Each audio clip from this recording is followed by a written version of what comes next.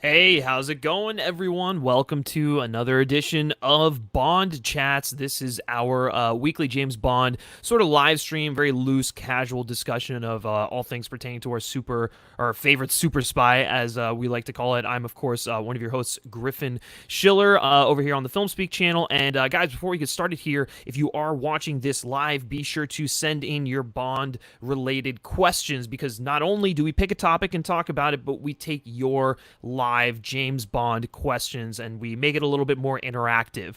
We're gonna try and keep this stream to an hour. Not even try. We're gonna keep it to an hour. Last week we got a little crazy with a 2 hour long stream, and I think when it comes to this, we want to kind of reduce the length of that we would normally record for a podcast episode, and then we can put out more of them and whatnot. So, but joining me as always is my fantastic co-host, Mr. Brody Saravelli. Brody, you are now on the stream. Say hello to everyone. Hello, everyone. Good to see you all again. It was so much fun last week that we figured let's just keep doing this. Why not? Let's see how long we can keep this up, because this is the most consistent content we've put out in a while. It is, and it's good. It's one of our favorite things to do, and just like hang out, and talk about Bond and whatnot. So I think our mentality was we do this on like a phone call every week or so anyway, so we might as well just record it and share it with all of you. yeah, for sure. So we'll just do that and have fun. But listen, you obviously clicked the thumbnail. The big topic of discussion today, along with your live questions, will be our favorite Bond posters, or the best James Bond posters. And it's interesting because it's not something that inherently makes a movie good, but there is a stigma that comes with James Bond posters, similar to Bond himself. There is like a sense of class and artistry to the posters. Now, obviously, I think some of that gets a little lost, with modern movie poster making, and then definitely in the '90s with whatever the hell was going on with Pierce Brosnan. But you're going to offend people. I know for a fact people like those posters. Really? That's interesting, because I think the only good Brosnan poster is the GoldenEye one. Yeah, you're preaching to the choir, but man. Okay, I'll say this: I don't hate the Tomorrow Never Dies one. It's fine. I actually think it's just bland. I mean, and obviously the words are not enough. I think there are good versions of the words are not enough. Fuck, I'm an idiot. The world. See, this is what the show's done to me. That cross-brand. Yeah. But no, I think there are good versions of The World Is Not Enough poster, but by and large, I think it's kind of just like gross digital 90s poster design, Yeah, and I mean, we'll talk about this in a little bit, but I think for sure there's something about like the digital, like modern poster design, I guess, method that just doesn't work for Bond. I think right. But we talk about this a lot when we talk about Bond, but like the analog style of those old movie posters really captures the exoticism and the romance and the adventure of the films. I think a little bit better than we'll talk about this again later, but I think sometimes the digital art has like a very sterile, like, kind of, it feels like marketing, which I think maybe is antithetical to what people want out of a Bond poster. But well, and I think that's just like Bond, or not just. I think that's just movie posters in general, really. Sure. Because there was like just like a sense of adventure with so many of them, like a lot of the Amblin posters, obviously the Star Wars posters as well and whatnot. There was just like the art of poster making. I mean, this even goes back to like the days of Hitchcock and whatnot. Like the art of poster making has by and large been lost. Yeah, I think sometimes we get really good ones that come out that are definitely not like traditional, but they're photoshopped in a way that look or are Yeah. reminiscent of classic movie posters. But I think for a lot of this discussion, you're going to see us going back to like the Roger Moore ones, the Sean Connery ones. We even hear NBR in here. He's saying, personally, I love the poster from Russia with Love, the one that Letterboxd has. I think that's the classic one with him with the gun pointing upward. It's just like really, it's almost like a sketch almost. That's one of my favorites, like by far, because of how iconic it is. But yeah, it feels like James Bond. There's a sense of wonderment that ultimately comes with them. So Brody, I think were you able to pull up the artist that kind of like sparked this conversation? We basically we were looking at some art from an artist named Sean Longmore. He's at That Tall Ginger on Twitter.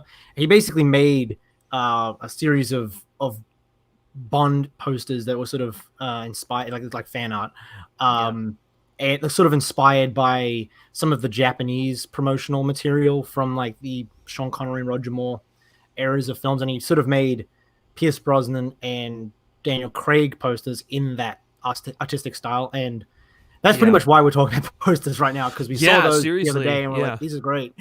Well, like one of them, even on the thumbnail that you clicked on, that was one of his posters that he did for Spectre. He did one for Spectre, Skyfall, and he's done one for The World Is Not Enough and Tomorrow Never Dies. And it was interesting. He did the Craig ones in the style of the Moore films, and the Brosnan ones in the style of the Connery films, and then he gave like examples of like Thunderball and You Only Live Twice and stuff like that. So just really, really cool. Definitely go check this guy out. It's at This Tall Ginger on That Tall Ginger. That Tall Ginger on Twitter. Yeah, guy's making some incredible James Bond art, so definitely want to shout him out for really inspiring this conversation. So I'm gonna turn it to you first, but what do you think are naturally, because that's how I always do it. What do you think are the hallmarks of like a good James Bond poster? Like what do you specifically look for, and like across, I guess, all of them, but then like as it pertains to like your favorite ones too? I think for me, it's got to be, this is like very specific, and not every poster necessarily has to do this, but what I've noticed in my favorite ones a lot of the time is it has to be like James Bond obviously has to be the focal point of the poster. He has to be doing something cool, but not looking like he's doing something cool. I think like that you got to project that confidence, that that kind of like, oh yeah, this is just my day job, but my day job is being awesome. He can't be a try-hard. Exactly, yeah. But also I think you can go too far with that sometimes, and it'll almost look ridiculous. Like I think I really like the On Her Majesty's Secret Service poster. Yeah. But I think George Lazenby doing a ski jump while like just sort of holding his pistol like that is like, okay. And then looking at the camera, it's like, hey guys, like, I know what I'm doing is cool. You look like Bugs Bunny. Like it's a little like bit, sort of cartoonish. But I think if you can ride that line in the middle where it's like he looks cool, and obviously it's art, so it's more impressionistic than it is like a literal depiction of a scene. But I think just having Bond look really cool, calm, collected in the middle of a very like an interesting tableau of either scenes or sequences from the movie, or just something that sort of evokes the atmosphere of the film. I think I obviously prefer like the painted ones. I like those like 80s ones, but I mean you could probably replicate that in digital art. I just think although I will say I'm really glad they haven't tried to do, like, you know how these the new Star Wars posters are basically just like the old Star Wars posters, except they're digitally made. I'm glad they haven't tried to do that with the Bond ones, because I always think like the floating heads looks really dumb, especially when it's done digitally. So I don't think they should replicate that, but I think they should be going for like a similar kind of Bond looking cool, maybe like throw in an explosion or two. And I think much like the title sequences, I think if you can design your poster around a central theme, or just a visual motif from the film, and sort of build your poster around that, I'm going to end up listing a bunch of posters here now, but like I think Live and Let Die is one of the perfect Bond posters because it, you know, has the playing cards. You have Bond looking cool. You have like the beautiful girls, the stunts, the exaggerated action. I think that is a design working on every single level. Yeah, I love the Live and Let Die poster. I think Yeah. the use of the cards especially is genius. Yeah. Yeah, and I think so. If you can use something from the film in some way, um, and I mean, I'll get to this when I talk about my favorite poster. But I think if you can even just incorporate the circumstances of the film, like it being for an actor's first Bond film, I think Yeah. that's probably the best way to go. I think the most, even in like the style that I like in those painted posters, I think the most boring Bond posters are the ones that just sort of feel like it could be for any movie. Like much like Yeah. the title Yeah. sequences, if it feels like it doesn't distinctly belong to that film, even if it's cool art, technically, I don't know, it doesn't really connect with me as much. Yeah, I think that's the thing for me. And I'm glad you brought up the title sequences because that was like that's the immediate comparison that I go to. While yes, a poster has no bearing on whether a film is good or not, it is your first indication as to Right. what this film's going to be like. And even if we look most recently with the No Time to Die stuff, I think those posters have done a really good job at showcasing the atmosphere and like what we can expect out of No Time to Die without being specific, I guess you can say. And then you pair that with obviously the Billie Eilish song and the trailers, and it's like it all works together as just this complete package of this is the identity of No Time to Die. But as it pertains to the posters, yeah, I agree with you, and I'm also glad that you brought up the fact that like generic Bond posters don't work, and I think that's why a lot of the Brosnan ones don't work because it could be anyone, That's kind of why, I mean, like, honestly, most of the Craig ones kind of suffer from this a little bit too. Like, Yeah. if you Yeah. just have, especially like the last two, where you just have like this sort of Yeah. almost the one sheet where it's just Daniel Craig standing there, but he's like Well, dressed a that's the little different. thing. Yeah, And it's like, okay. yeah, the Craig posters by and large have just been Daniel Craig with a pose in some like gradient or colored background. There's The really Spectre there's and the Skyfall one is I mean, not the one, bad. not the teaser poster for Skyfall. I think that's pretty cool, like him walking through the gun barrel. yeah. But the, like, the white background one for Skyfall and the green background one for Spectre are shocking. Like, it's I think the idea was, oh, we can just market this movie as like, tell people the name of the movie and it's James Bond, Yeah. and they'll figure it out. But as someone who likes to like collect these things and look at these things, man, they're disappointing. Like, there's no difference between the two of them is the thing. Like, I mean, maybe the Spectre one if he's wearing the skeleton thing. Yeah.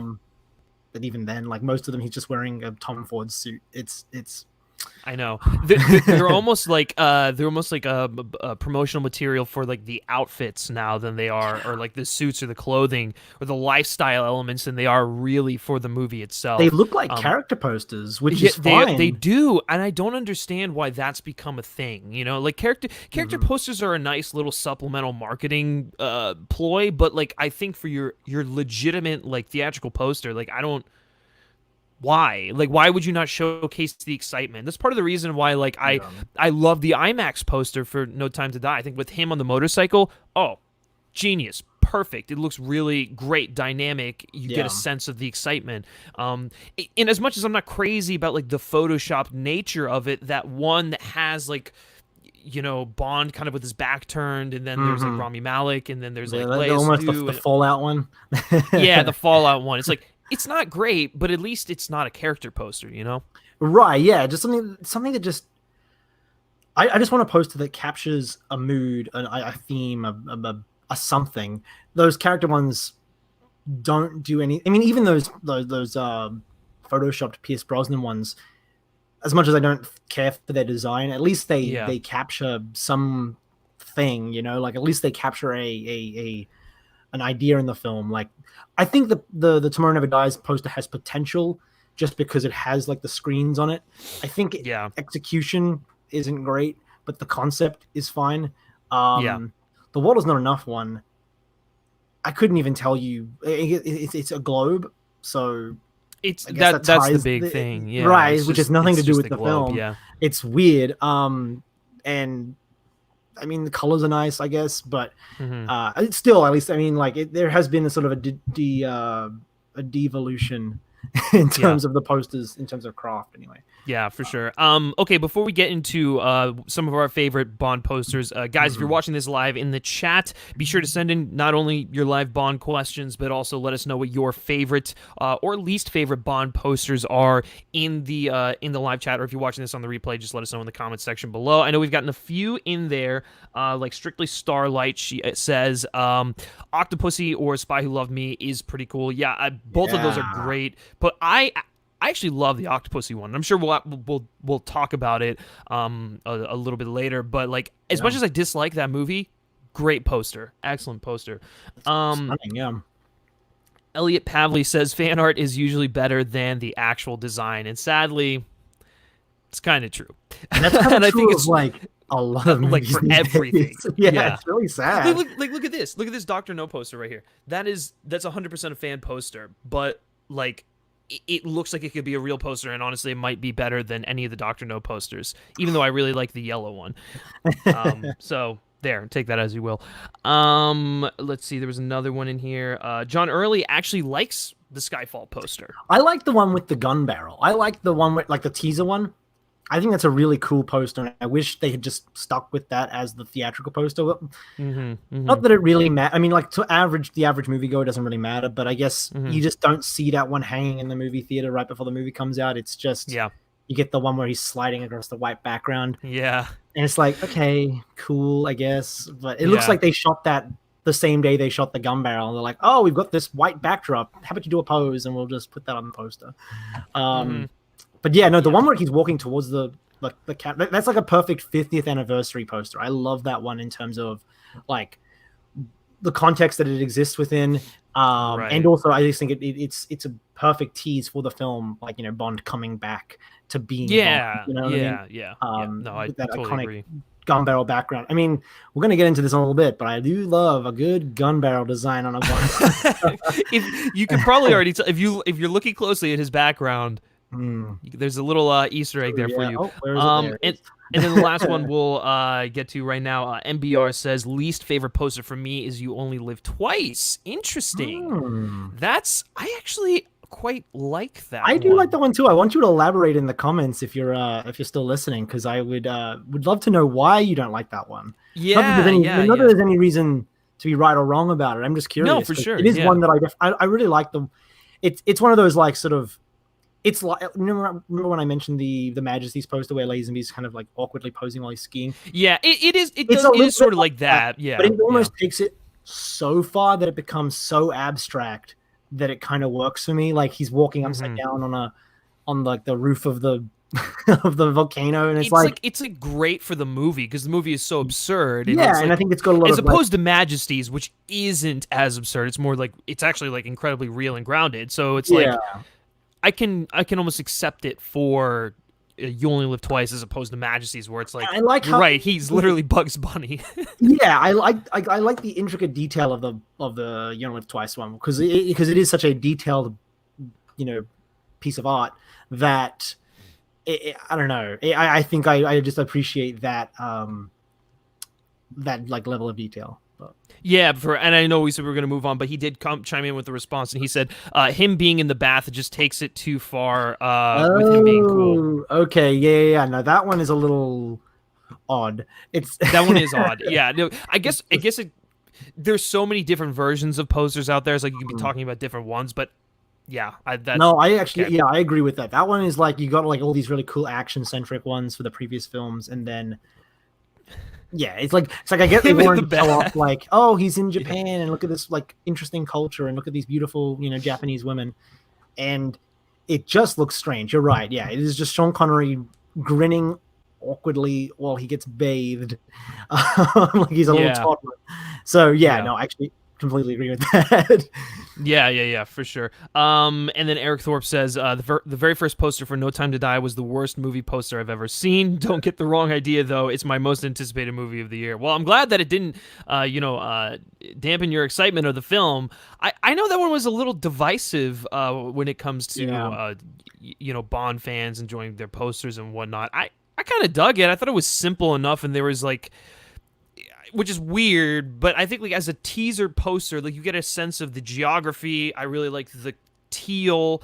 I love the Um, colors. Yeah, yeah, it was like just really refreshing, I guess, in that regard. It's kind of I, like him coming out from the shadows, him coming out from retirement. yeah.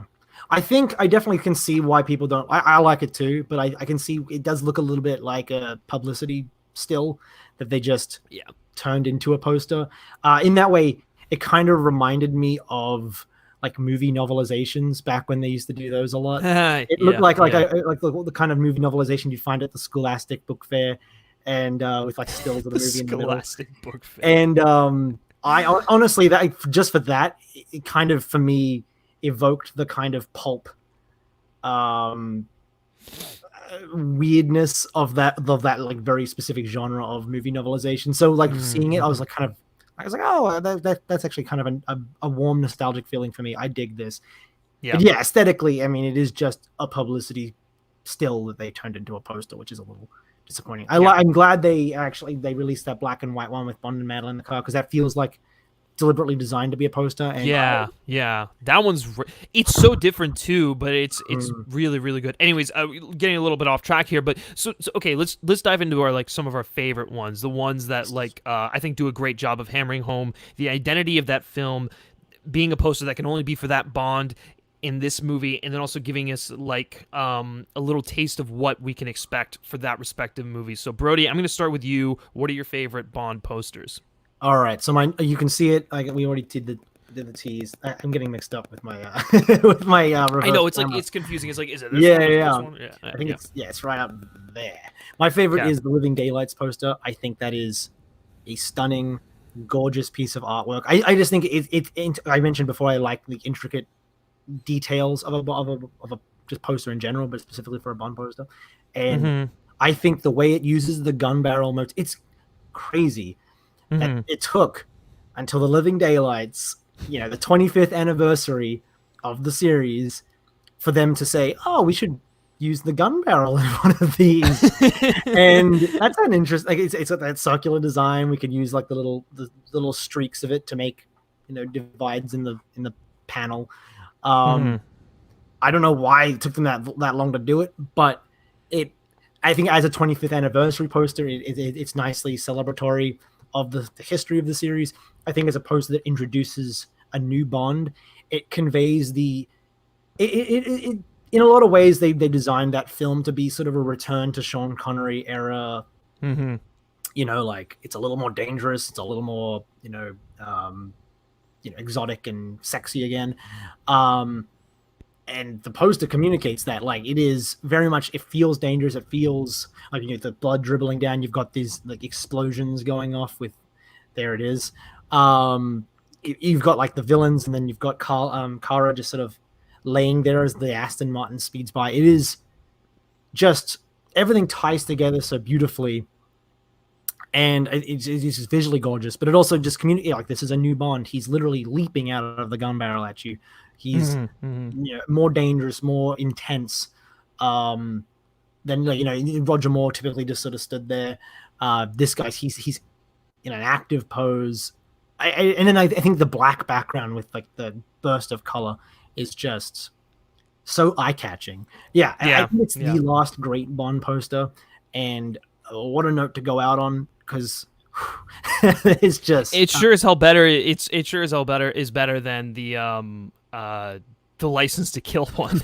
None the first of those were Photoshop good. one, and it is Yeah, those are pretty bad. Yeah, for sure. No, Yeah, I totally agree with that one. This one is really. I mean, like you just get the excitement of like a Bond film, and some like again really nice, just like hand painted drawings. That and again like the use of the gun barrel, like.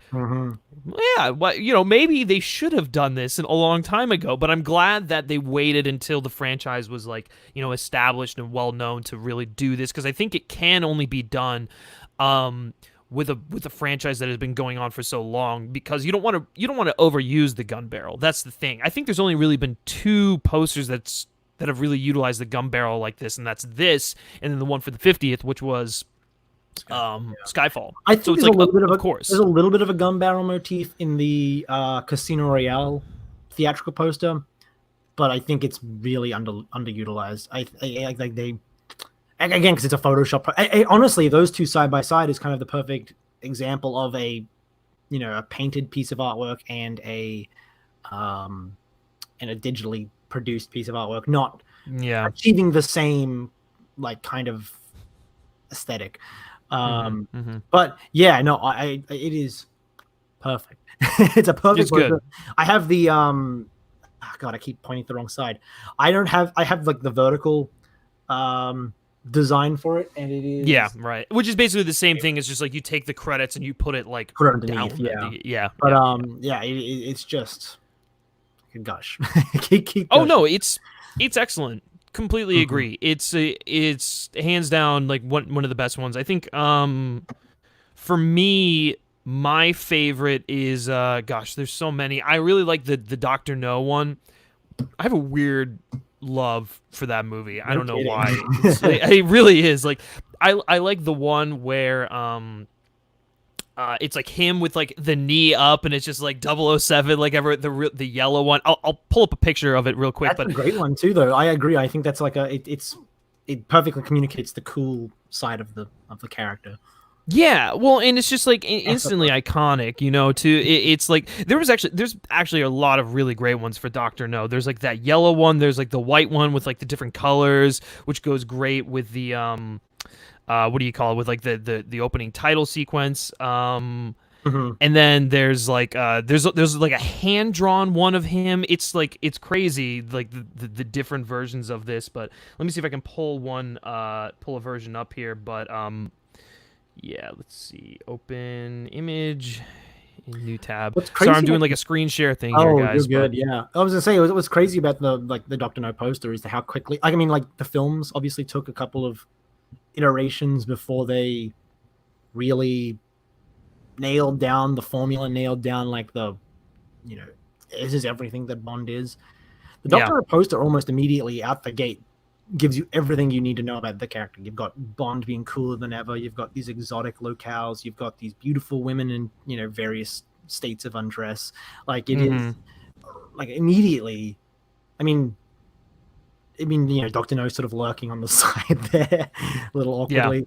But again, like this, it's like it might be partially cut off here, but it's like he's literally like half a person in this poster. Yeah, and but I think honestly that sort of captures the essence of these films right out the gate. So it is kind of crazy how they honed in on that so quickly. I mean, the gun, the tux, it's all there. And I think that's the thing that I really like about Dr. No that I don't think the film gets enough credit for is like I think right out the gate it perfectly establishes this character, and like while sure I think Connery, his performance kind of improved throughout the course of the series by and large, it's like this movie, like still it's like, okay, we know who James Bond is. These are the kind of adventure movies or like spy thriller adventures we're gonna go on. It's very confident in doing that, and again, credit to Terrence Young for really just like he understands like the globe-trotting nature of the character, of how to root it in real world, but like still throw in those fantastical elements, and like I think you get all of that in this poster too. For sure, it's obviously not honestly, the flashiest, but. No, but I think like honestly, the films took a little more refining to finally like settle on a formula, settle on a like this is what we are. The posters they were like ahead of the game. They had that like this poster, this could work for any of the films. Like it is so universally representative of the character in a way that I think the film isn't even. You have to wait till like Goldfinger until you get that universal, shorthand for what this franchise is. But the poster gets it immediately. So I mean, like I don't know who worked on this, but kudos to them because they got what was going on before everyone else got what was going on. Yeah, no, for real. And then I think the other ones that I really like, and obviously we've mentioned From Russia with Love a few times. I think those are really good. But the one, man, that is just like so exciting. It really just gets you like super pumped for everything, and is a great indication of the film. In fact, it might oversell the movie a little bit. Is Thunderball. Thunderball, Poster. those posters are so good. They are so, like they're so good. Like just the art of them without the title. Like I would want them framing on my wall. They're like, you know what they remind me of? They remind me of those like old Doc Savage like comic books. Dude, You know what I'm saying? Yeah. Like, oh my god, super great here. It goes great with pull it that. up here. Like that tagline is very, you know, Doc Savage. Like look up, look out, look down. Yeah.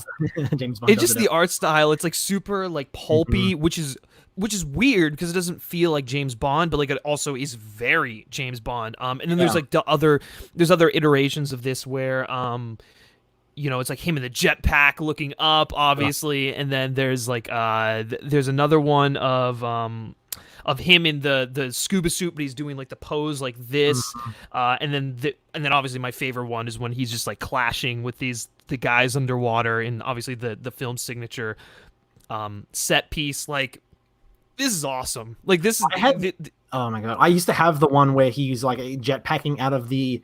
It's like the big one where they sort of combine a couple of different elements. It's the one where he's jetpacking out while the exploding boat like blows through the flames, and he's firing the. It's overkill, obviously, but it's so much fun, so cool. But that's the thing with that movie, though. It's like it makes you think like, oh, this movie's going to be the most action-packed thing I've ever seen in my life, and then it's slow. Yeah, I know. That's why I say I think like it definitely oversold it. They got I think when it comes to Thunderball, they got a little caught up with like the fact that they could do these incredible sequences that they didn't think about whether or not they should dial it back and just focus on making it like, more like action packed and just like kinetic and stuff like that. Obviously, different time, different style of filmmaking, but like while I love these posters, 100% oversells the movie. Like Thunderball is not a Doc Savage like comic book come to life. It is a slow burn spy thriller, like through and through. Probably more grounded than even like Dr. No and Goldfinger, which is saying something.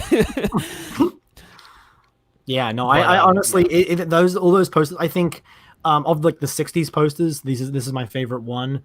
Like the ones for this film, I just think, even the ones where like it's just 3 frames stacked on top of each other, I think that probably adds to the comic book feel of it. It like literally feels like panels, but there is just something so like idealized about like the level of like swashbuckling, daring do going on. It's great.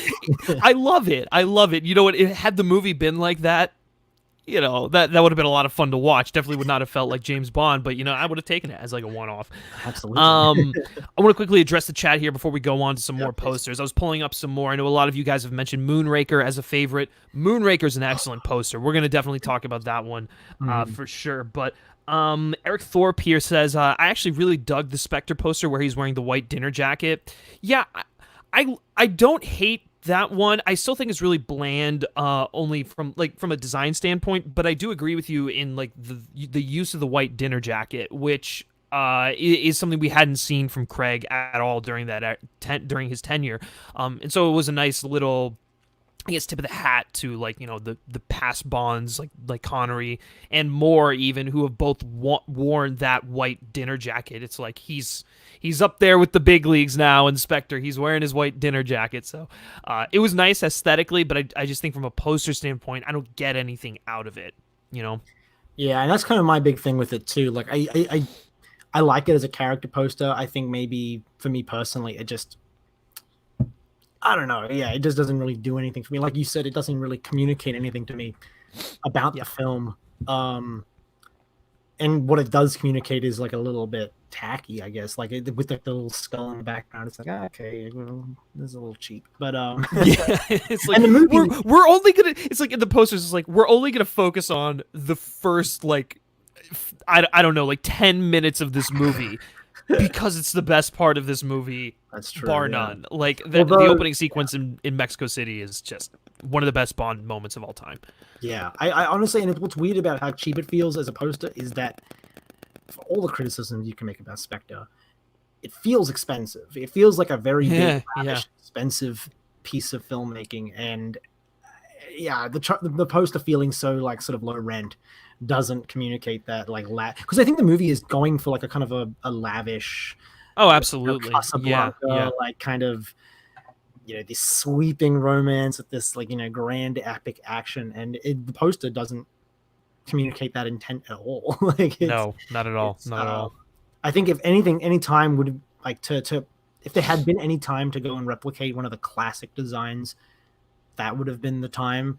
Like it's a movie that is, its whole identity is built around like, we're gonna do one of these classic this time.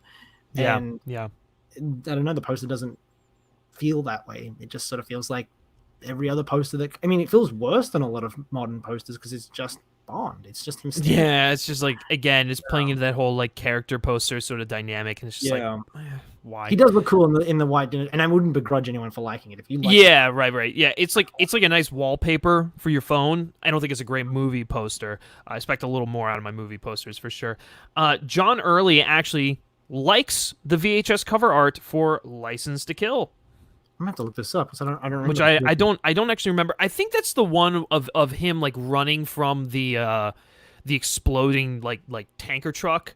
If that's the case, it's actually not a bad one. It's I still don't like it a whole lot, but like you get the excitement of that movie for sure. I think if it's the one where he's like, where is it? There are a couple of different ones. Like, depends on which edition, I guess, of the VHS you have. If it's the one where he's just holding the gun, like looking mean, I don't mind that one. If it's the one with like the weird red Sanchez face in the background with like that has like the Bond girl standing in it because they didn't know how to incorporate them into the poster, not huge on that one. It does sort of, I can see what you mean. That one does work as like a typical, like it's almost a throwback to really cheesy VHS designs. And so in that very specific context it works, but I don't know, it depends on which one you're talking about, honestly. But that's the thing, that's the case with a lot of these. But I if it's the one I'm thinking of, like I think it definitely works for like, you know, cover art for like for Blu-rays, DVDs, you know, VHSs, that sort of thing. Actually, there was a question we got really early on that I want. Well, actually, I'm going to wait to address that one after we're finished the poster talk. But Eric Thorpe then also says, honestly, most of the Roger Moore movies had pretty great posters, even though they were not the best movies. I 100% agree with you, sir. I think that's absolutely true. I think the one I always go back to, man, is A View to a Kill. And I'll say, you know what? Let me pull that up. I'm gonna pull that up. You hold down the fort while I pull that up. Both of those posters are great. I think there's like the teaser poster where it's, you know, Bond and Mayday back to back with the white background. You know, has one finally met his match. That's a great poster. That's very iconic in a way that I think a lot of teaser posters from that era didn't get a chance to be, because the series was kind of like bobbing along at this point. And then the main theatrical poster where it's like Bond and Stacy on the Golden Gate Bridge. That's the one, man. That is the one. Here we go. Beautiful. That is a talk about taking you know, a design element from the film and just turning it into a piece of art. That is, that's Boom. beautiful. That's perfect. That so good. Like, don't even worry about the perspective that he's like aiming in front, even though Zoran's coming from behind. I know, it's like, what? I'm just like, looking at this right now. It's like, why is it? But for some reason it just works. Everything about it, like, again, I really like the intricate design that comes with a lot of these like hand painted ones, and that is just beautiful. I love seeing, like, you know, the Bay Area in the background. Like, it's so cool and it's so different. And it screams excitement in the way it kind of like reminds me a little bit of Bond walking on the roof of the volcano layer. Like, it is it's definitely got that retro, like, you only live twice sort of vibe to it. For sure. And it's like leaning into like the if only the movie, I mean, like, I love the movie. I'm an apologist for this film. Oh, same. If the movie was as cool as that poster, I think everyone would love the movie. Like, I mean, because like Roger Moore looks awesome on the poster, and then in the film he looks a little, worse for wears. So Yeah, they really touched him up there. yeah, so I mean, like, but like, Bond holding the girl, her dress billowing in the wind, a villain encroaching on them, this iconic like landmark. Great, you don't get better than that. That's awesome. Yeah, it's amazing. I'm gonna try and pull up the Moonraker one here real quick, because that one's iconic. Like, it's just like, it doesn't even. Yeah, go ahead. I was just gonna say, like, in terms of like another intricate design, like there is just there's such a high level of detail in that poster that every little thing, it feels like a tableau. It feels like, we've just said, like, well, this is what the film is, and we're gonna like just sort of paint an imaginary scene that could appear in this film to sort of sum up what this story's about. And Jaws floating over them, and like I know the Jaws floating over him is where it gets like a little silly, but like at the same time, it's fun. It matches the tone of the film, and it's kind of like this. He's looming over them. He's about to get them. Drax is commanding from on high. It's just very grand and epic. And if like in 1979. I was a little skeptical of the idea of Bond going to space. Seeing this picture would have been like, oh, that actually looks like that's what it would look like. It's like that. Yeah, that's Bond going to space. Nice. All right, I'm in. I love it. I love Goodhead's like sort of pose. Like, she's equal to Bond, but she's still looking, dynamite. It's just It's great. This is very Pulp as well. It just super Pulp. Yeah. I would almost say that like Thunderball and You Only Live Twice really established the Pulp Bond poster, because like I said, Dr. No One from Russia with Love, while they're like two of my favorite posters, they definitely tease or even Goldfinger, really, they definitely tease like a different Bond than what we get in Thunderball and You Only Live Twice. And then Roger Moore kind of like takes that design and like then he runs with it. And I think also because his movies were just like so much larger than life and definitely played more into that like Pulp Fiction sort of just like fantastical spy adventure that definitely is partially rooted in reality, but not really.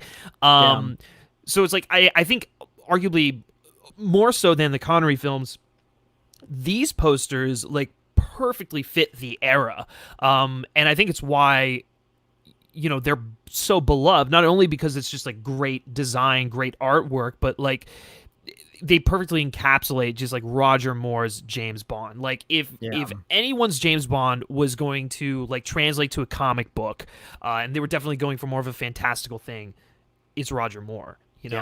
Absolutely, yeah. I think the bold, impressionistic, highly implausible. It's so much fun. You can't look at that poster and say, "Oh, this will be a snooze fest." Like, even if you don't like the movie, it's going to do everything it can to keep you entertained. And I think that's probably, like you said, like it's the perfect description for that era of the films.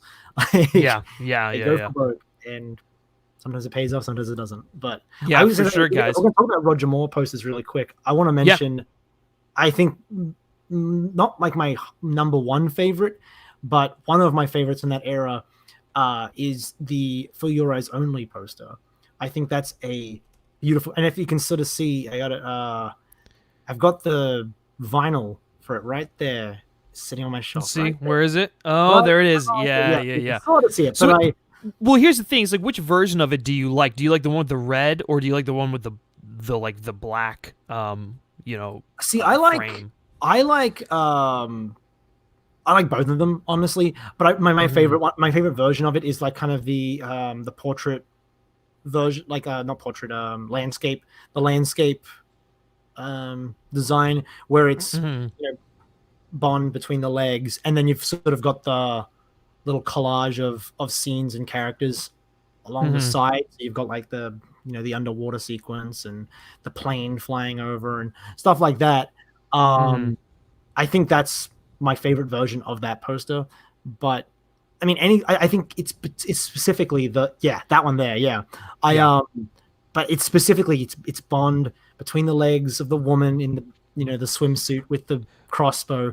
That is Yeah. James Bond. Like that is James Bond. It's very pulpy again, but it's got the danger, the excitement, the sex appeal, the everything. It is just, if you needed to describe to someone what these films are without describing it, I just showed this picture, because that is everything. That is everything in one picture. No, it's specific enough that it could only work for this film. So it is, yeah. No, 100%. I totally agree with you. And I definitely, I think that is such an iconic, just like image and pose. That, like, you're right, it is instantly recognizable, and it screams James Bond. It also screams Roger Moore, James Bond, more so than anyone. But you're right, and it is super specific to that, like the motorcycle chase there, like the cliffhanging stuff, the snipers, oh god, was it the Beetle chase? Yeah. It's great, and it has all the elements kind of like outlining this iconic image, and I 100% agree with you. I think it is definitely, I don't know if it's underrated, because it is very iconic. Yeah, I think iconic. It is one of those ones that people, if you're gonna mock a Bond poster, that's the one you do. In terms of like pay homage to, I should say. But yeah, for sure. Fun fact, that I think I saw this on Twitter a couple of weeks ago, but we're finally gonna get that scene from the poster in a film with the plane flying over a ship to blow it up, because that's literally a shot in the film, and I wonder if that was a deliberate homage, because it doesn't happen in For Your Eyes Only. But yeah, that's for damn sure. Yeah. I would have to imagine that it is, right? Yeah, but and if it is an homage, it's like, whose idea was it? I'm gonna imagine it was Carrie's. Like, I mean, maybe, but the way that it just, the version we saw in the trailer, the way it is framed is almost identical. It's kind of scary. It's like he just like looked at the poster and was like, oh. Yeah, he's like, oh, don't worry, we don't have to do storyboards for this sequence. I've got it. Like, yeah, for sure. All right, guys. Well, that's gonna be like our discussion segment of this. We're going to focus the rest of the time on your live questions for a little bit, so be sure to throw in your questions in there. I know a lot of them are going to pertain to Bond posters, which is great. Love talking about that. So let's see what we got here. There was actually one that came in pretty early on that I do want to address, because it was a good one. And it's Igosa also. Listen, if you're still watching, man, hopefully you are. I hope you like our answer to this, but he's saying, I will admit it, I have not seen a Bond film since 2006, but nowadays I'm thinking of seeing some of them again. I have a question: are some Bond's great movies? So I assume you're asking, like, which are the good ones to go back to and revisit.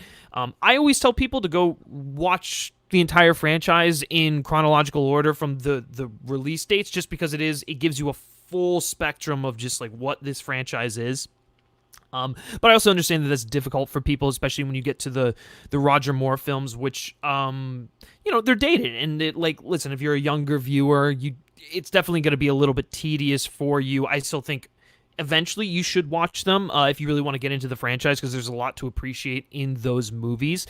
But if I had to give you just like recommendations off the bat, honestly, the one I would say to start with is GoldenEye. I think GoldenEye is an excellent entry-level film that kind of encapsulates the action adventure of like the entire Bond franchise, but it's got a little bit of an edge to it. And Brosnan is such like a lovable character, or a lovable. He gives such a lovable portrayal of Bond, but it's got like great villains, great action. Just like amazing music. Well, maybe not amazing music, but it's fun music. And it's one of the best in the series for sure. And again, it dabbles in like the real world politics of the time, which is something that Bond has always done. It's definitely, got a little bit of that early 90s tinge to it, but like it's part of what makes it enjoyable for me. So I think GoldenEye is a perfect entry-level film.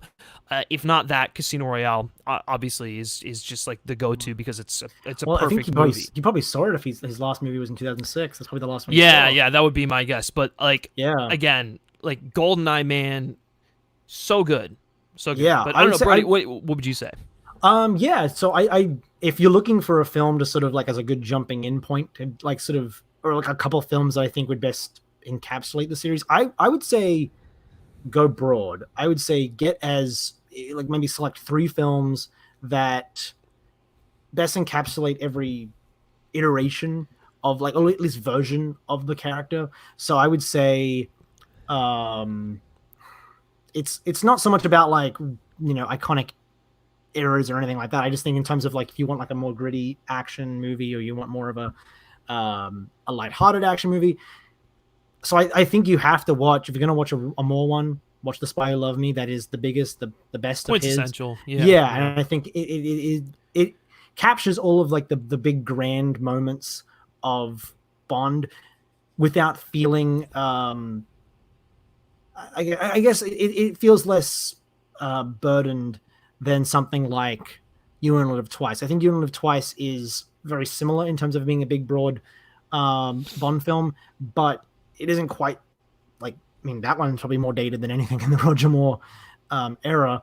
Yeah. And I think it doesn't really fully commit to, because I mean, Connery's Bond just doesn't really go there in terms of playing it more broad.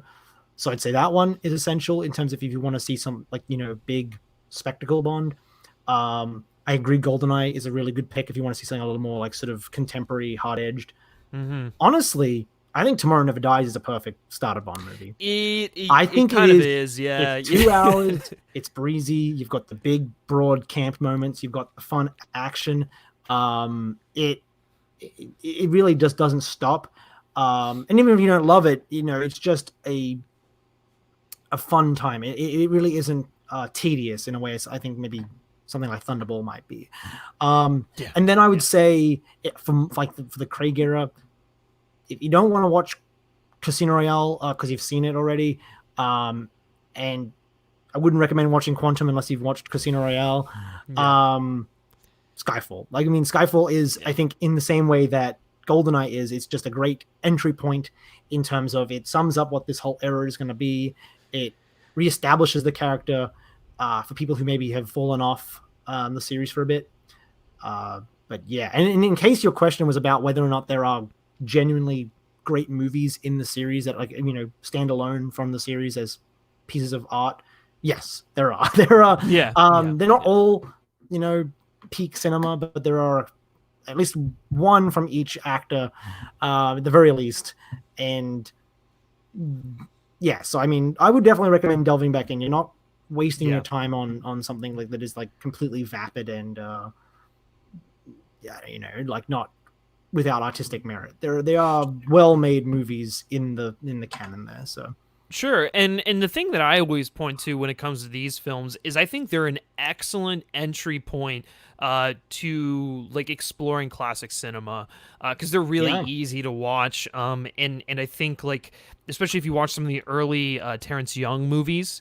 That like you put it best last episode. You said he is kind of channeling Hitchcock a little bit there. So it's like if you go from Russia with Love, it's really easy for you to go into a film like North by Northwest and then go into a film like Rear Window and then go into a film like Psycho. And so then like from there you find yourself in a rabbit hole like exploring classic cinema. And so I think the James Bond movies especially, those Connery films and those Roger Moore films are the perfect gateway to classic cinema. I agree. Yeah, I think that there's such a in terms of, because not only like are they like they're aping on filmmakers of that era, and they are great like time capsules in terms of just like the style and aesthetic of these eras and what was cool at the time and stuff like that. Yeah, but you get to like some of the Roger Moore films, and like even if you don't like Man with the Golden Gun, there's kind of like a little bit of kung fu movie in there, and so you go see it. You might let's watch a like a Bruce Lee movie now or something. It is just sort of like a perfect sort of like a taster pack for what was popular at the time. And yeah, I think it does like invite you to sort of, it's not so much like they don't want you to think about what's inspiring them, they want you to think about what's inspiring them and hopefully maybe get you interested in that. So like watch Live and Let Die, then go watch some blaxploitation classics and then go Yeah. watch. Oh my God. Like, yeah, just like if you watch Live and Let Die, immediately go watch the original Shaft. Just do it. Just go into it because it's great. It really sets the stage for that whole thing. Yeah, honestly, and so I know I agree. I think that, like, just in terms of their relationship to cinema, there's no parallel. There's no other franchise in the entire world that better charts the progression of popular cinema. Yeah. And so, you know what? Yeah, I'm gonna say this. This very well may be our discussion for next week because like the more I'm thinking about it, it's just like it's something that I've always thought, but I've never really like we've never really had like a conversation about. But I think it is so true, and it's part of what makes this franchise like incredible. I think people talk about like in terms of like the fashion and the whatever else as a time capsule. But think about like how like it borrows influence from like the films that it's trying to the subgenres that it's trying to emulate. You know? Yeah, I think the genre tropes as a timeline is something that's underappreciated about this. Series, in terms of like its legacy in terms of wider cinema. So. Yeah, horrifically underappreciated. Thank you so much for that question. You really spawned some great ideas there, and hopefully we gave you some great movies to check out in the process. Kareem Abdullah asks, or he says, I just finished For Your Eyes Only for the first time. Can't wait to continue. Well, hell yeah, man. For Your Eyes Only is one of the best films in the entire franchise, so I'm glad that you liked it. Stick with it. Octopussy and A View to a Kill are a little bit of a bumpy ride. A View to a Kill a little bit less so, but if you stick with it and you get to the Dalton films onward, I think you'll be okay. If you liked For Your Eyes Only, you're gonna like the Dalton films. It's the same director, and he very much returns to that that well by the time The Living Daylights comes along. So I would say, if you don't, I mean, you might like Octopussy. I like Octopussy. I like A View to a Kill. Sorry. That is not the same. They're very different to that film. But I mean, if you're at For Your Eyes Only already, you've seen The Man with the Golden Gun already. You've seen Diamonds Are Forever already. So you're well equipped. I'm not too concerned. Yeah. So just buckle up. It'll be a bumpy ride for like one movie. A View to a Kill isn't too bad. But then you'll don't even. I really like it. If you like set pieces. We got set pieces, you know. We got Christopher Walken. We got Christopher Walken. That's like true. Grace Zorn Jones. Zorn is one of the best. The villains really carry that movie in a way that, I don't think actually like happened. Other than like, I'd say A View to a Kill and Man with the Golden Gun, two of the only films in the franchise that are completely carried by their villain. They just bring such an energy to a film that, for other reasons, didn't have that energy. And well, earlier he said he really liked Moonraker, so I guess if you're digging Moonraker, then you're good. You'll be fine for the next few. But Moonraker is awesome. So no, it definitely is. It's fun, especially if you just take it for what it is. But or if you don't, it's great. No qualifications needed. It's great.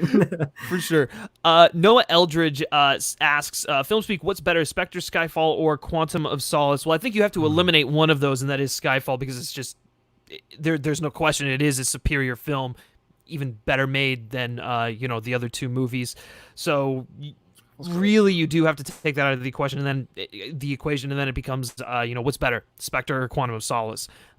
Quantum of Solace is, one of the most underappreciated and misunderstood. We're Quantum of Solace apologists here. That's hot take. Yeah, maybe it is. I think more people are coming around on it. I still get people who just shit on the quick cuts, the sloppy action, and the surface level cosmetics of the film. We have this conversation every other week. Yeah, I know we really do, but it's we can nitpick that to death. At the heart of it, is it a really compelling epilogue and follow up to Casino Royale?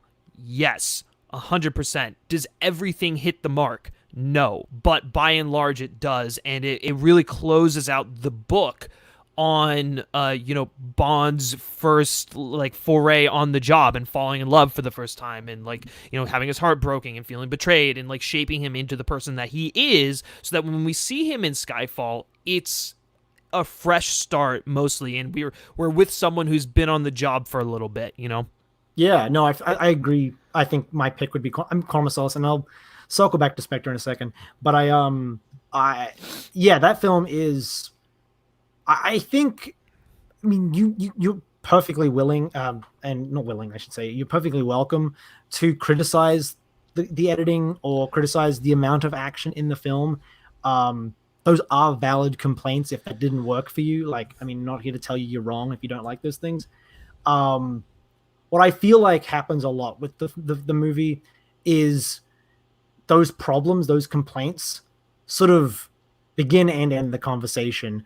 And I think there is a lot of action in Quantum of Solace. And a lot of it is, shot in this very, faux handheld, shaky cam like style. Paul Greengrass style, Jason Bourne style. Yeah. Like, I get it. Yeah. I think, and if that doesn't work for you, especially the time when it was like every movie was like that. It was, well, that's the thing. It's like annoying. you can't criticize the film for replicating a style of action that was popular at the time.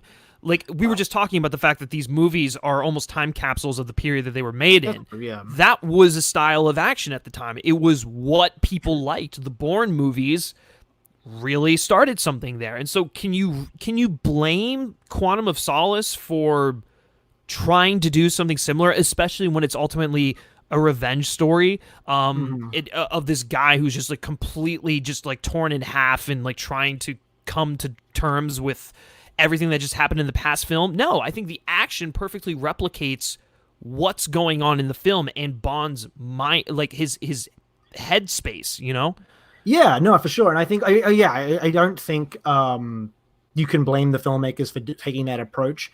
I can see why at the time, if every film was like that and then Bond comes along and is also like that, it's like, oh, come on, for God's sake, I'm so sick of this. So I get that. But I think because the conversation sort of starts and ends there, we never really get to talk about what the film isn't only action. There are a lot of nice little in-between moments. There are nice bits of character. There are nice sort of thematic through lines that connect to Casino Royale and also just start and end in Quantum of Solace that I think are really, really well thought out, despite the fact that the film had production problems. Like, I think some of the stuff it says, some of the things it does with the character are genuinely compelling and really well done. And so I get why maybe some of these aesthetic problems bother people and that you're allowed to be bothered by them. But I think there's a lot more going on in that film than it gets credit. And then going to Spectre, I think I famously have a very, very complicated relationship with Spectre. You really do. You really do. But it is a broken film. It is a film that I think gets in its own way.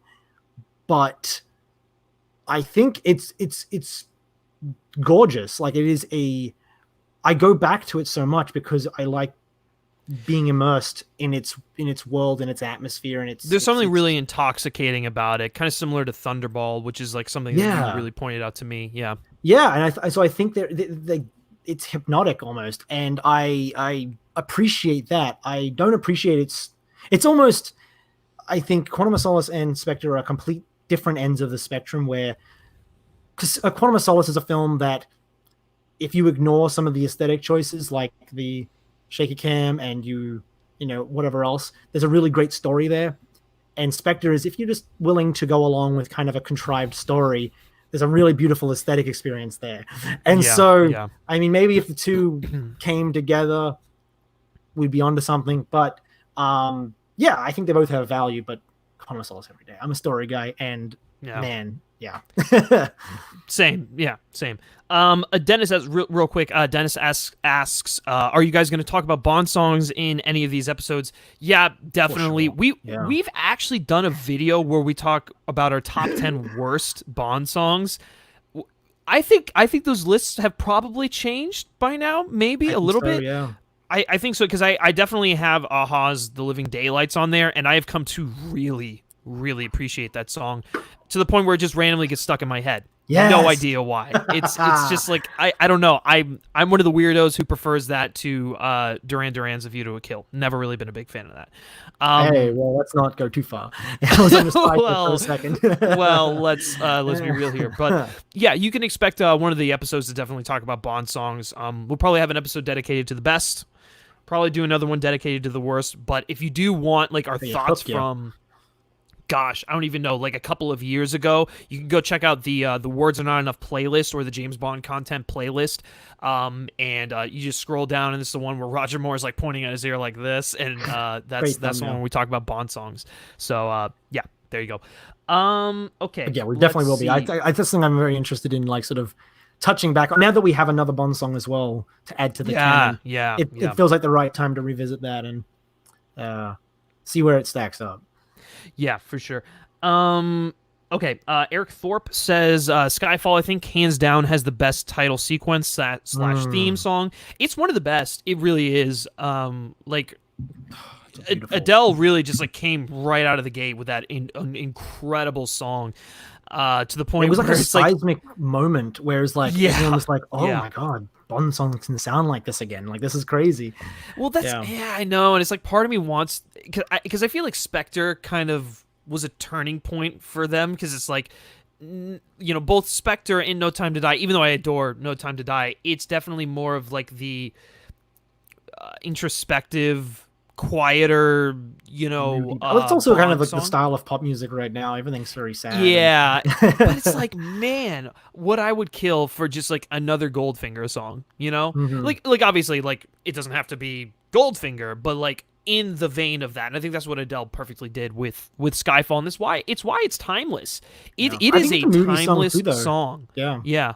I honestly, yeah, I agree with you. I think that like that song paired with that opening sequence, I think I've loved all the Daniel Kleinman title sequences, and they're all fantastic in my book. And I don't like putting one over the other, but that Skyfall one is a masterpiece in terms of like the story it tells. It gets better Yeah. with every viewing of the film, because you rewatch the film and then you rewatch the title sequence, and you're like, oh wow, like just Yeah. some of the foreshadowing, some of the like the thematic iconography he weaves in there. It's great, and it goes so perfectly with that song. It might be, if not one of my favorite title sequence, because it like that blend, and because of like how the visual storytelling works. It's just on another level. Like, I mean, Sure. some of his Yeah. other ones, he still incorporates ideas and motifs from the film in the visuals, but that's all Skyfall is. The whole thing is one big long spoiler, and but you don't know it until you've watched the film, and so Yeah. it's fantastic. Yeah. No, again, I totally agree with you there. I think if we're going my favorite Daniel Kleinman title sequences, nothing beats Casino Royale, just because of how freaking it is just a work of art, man. Like that sequence like is just it is such, and I say this for the entire movie, but it is such an affirmative, strong opening statement, especially when you pair with Chris Cornell's "You Know My Name." It's just like, holy shit, this is what? Who is this? This isn't James Bond. It's like, you think you know my name. It's like, you know my name, but you don't really know me like this. And it's just like, oh my God, this is, woo, exhilarating. I just remember, like, when I was younger, just like watching the movie on repeat. It was like that and The Dark Knight. I just like constantly rewatching over and over again. And it was like Casino Royale is like, I would never, for a movie you've seen a million times, it's like you think you'd skip over the opening credits, and it's like, Right. I'm not skipping over those opening credits. Like, that is part of the enjoyment. It's part of what gets me in the mood to just like fucking have a great time with this movie, that it follows that up with that amazing like Madagascar chase sequence. Oh, nothing better. There is absolutely nothing better than that. Anyways, speaking of Bond songs, we'll take a few more questions here and then we'll kind of close this out. But John Early says Moonraker wasn't the worst Bond film, but it probably had the worst lyrics to a Bond theme song outside of Another Way to Die by Jack White and Alicia Keys. You're probably right. I'm gonna say I actually I've come to like Moonraker's song a lot more than I used to. Really? Yeah, I think I like that. It's kind of like almost a love song to the stars. But I gotta say, in terms of bad lyrics, Man with the Golden Gun and Oh, it's Dying of the awful. Day both have some of the worst lyrics I've ever heard in my So life. bad. Just period Yeah. in terms of like Yeah. general songs. Yeah. Yeah, Man with the Golden Gun, especially like the he's gonna bang, whatever the word. It's there's some It's really just a bad stuff in there. Yeah. bad song, bad lyrics, So bad while I movie. think Moonraker's song is a little schmaltzy, but I'll take schmaltzy over bad sex puns every day. Oh, for sure. I actually kind of like the Moonraker song, like as a song. Like the lyrics, take them or leave them, but like as a song, I actually quite like it. It's very like, you know, moon relate. Like Yeah, it it's very feels like ethereal. it's Yeah. yeah, very yes, thank you. Yeah. And Yeah. Shirley Bassey just can do no wrong. Of course. She Yeah. could sing the phone book. So That is very true. Okay, Ian Ferry asks, sorry if this question has been asked before, but what are your thoughts on the James Bond Jr. animated series? So this actually has not been asked before, so thank you for bringing it up. I have not seen the James Bond Jr. animated series. Have you? yes, I have parts of it anyway. I haven't seen the whole thing, but I Take it as not good. It's cute. It's cute as like a little bit of like if you want to get kids into the series. Like it's also very 80s. Like it feels like Captain Planet if you've ever seen like that. Oh God. Like it's got a lot of that in it. So I mean, if you don't jive with that, then don't even bother. But I think for kids, like I mean, it's basically just what if James Bond's nephew was literally James Bond, but in high school, and all of his friends were literally just the MI6 cast, but in high school. And I mean, it's cute. There's some fun little moments. There's some fun little, like they basically do Captain Planet villains, but as Bond villains, and Yeah. yeah, no, it's fine. I it's a little. I just don't like the animation from that period. I think it looks very recycled and stilted and Recycled. ha, yeah, Captain Planet. Captain But Planet. I think like I think the only 80s cartoon I really like genuinely love is Transformers. And I think almost like the stiffness works for robots, but yeah, I mean it's fine. I would not, if you're curious, check it out. It's like the episodes are like 20 minutes at the most, so you're not losing any. I think they're on YouTube or something because I think that's the only place you can find them now. But it's a fun little like oddity.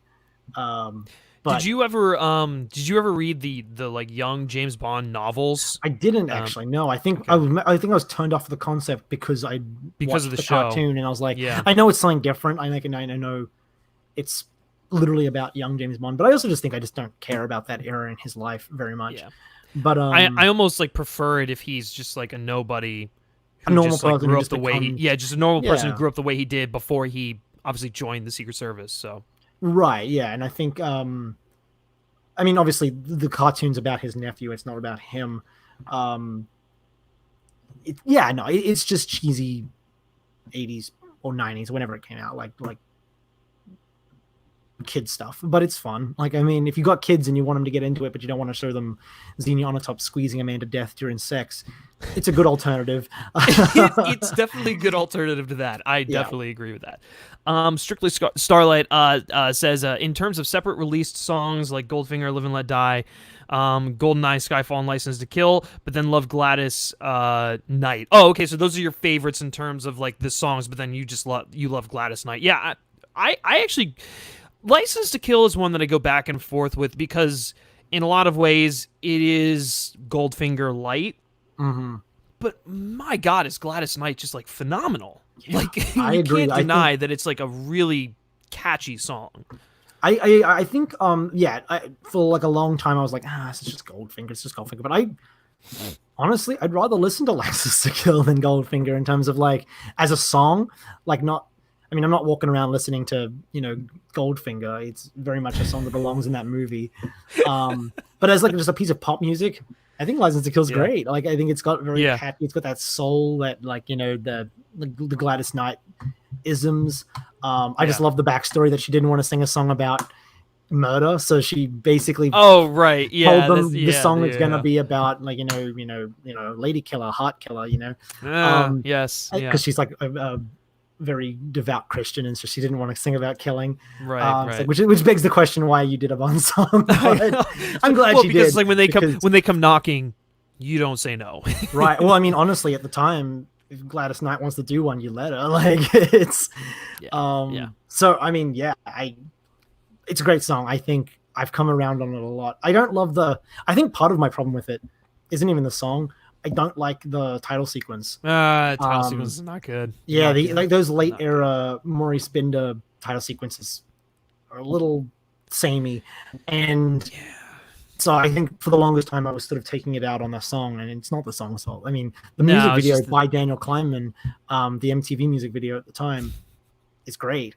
It's better And than the title it sequence. got him the job. Yeah, it's better than the title sequence. It's more interesting than the title sequence at the very least. He kind of uses Yeah. like the camera shutter motif to great effect. For sure. But yeah, no, great song. Good stuff. Good stuff. Well, guys, I think that's going to close it out for today's episode of Bond Chats. Thank you all for everyone who sent in a question and really contributed to the conversation. It's part of why we love doing this, a live interaction. It's a lot more fun. And hopefully you all enjoyed it as well. If you are catching this on the replay, be sure to like it. And then also comment below and let us know what your favorite James Bond movie poster is, and what you think makes a good Bond poster. Let's have a great conversation down there. Brody, thank you for joining me as always. Where can everyone find you? You can find me at TwainPod if you want to hear my Bond thoughts. That's the podcast's Twitter handle, and I don't even know if this is part of Twain, right? I mean, it is like because Twain's part of the FilmSpeak channel, but like Right, not right. really. But like so it's like it is part of Twain, but also it's like these aren't like full episodes. podcast episodes. Yeah, They're yeah. just like live streams, No, for sure. So yeah, I mean, we basically do this on the podcast. It's a little more structured sometimes, but Yeah, you can find that at TwainPod. And then if you want to follow me personally, you can follow me. I'm gonna get better at pointing, I swear, at Brody Saravelli. That's just my general thoughts on stuff like that. So please, by all means, give me a follow. Yeah, there you go, guys. Be sure to go hit up both those accounts. And then also, if you haven't done so already, be sure to subscribe to the FilmSpeak channel so you don't miss another episode of Bond Chats. We do this weekly. There is no determined date, but we do try to announce it at least a day or so in advance. So if you like talking Bond with us, definitely subscribe to this channel. But also, if you are interested in movie reviews, interviews, a whole other bunch of movie-related content. Like I said, film is our second language, and we're going to continue to talk about it through all this madness that's going on and whatnot. So definitely consider hitting that subscribe button if you can relate to any of that. You can like FilmSpeak on Facebook, follow us on Twitter simply by searching FilmSpeak. And lastly, if you like me specifically and you like what I have to say, you can give me a follow on Twitter at Griff Schiller. All right. That's going to do it for this episode of Bond Chats, guys. And until next time, take care. Bond. James Bond. Cannonball! You want me someday? Did you rub my lamp? 1,000 generations to the Xena. Here we